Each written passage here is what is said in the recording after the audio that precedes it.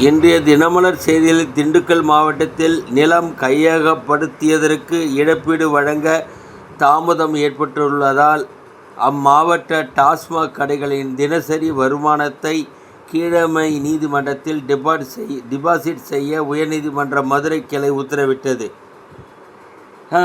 Bus ஜப்தி போய் டாஸ்மாக் வருமானம் ஜப்தியா? உடுமலை அருகே 30 லட்சம் ரூபாய்க்கு விற்கப்பட்ட காங்கேயம் இனம் மயிலை காளை. கேரளாவில் சுற்றுலா பயணியரிடம் பணம் பறிப்பு, கலால் துறையினர் 4 பேர் சஸ்பெண்ட். அதிமுகவும் தமிழக வெற்றி கழகமும் நெருங்குவது பல கட்சியினர்களுக்கு பீதியை ஏற்படுத்தி உள்ளது.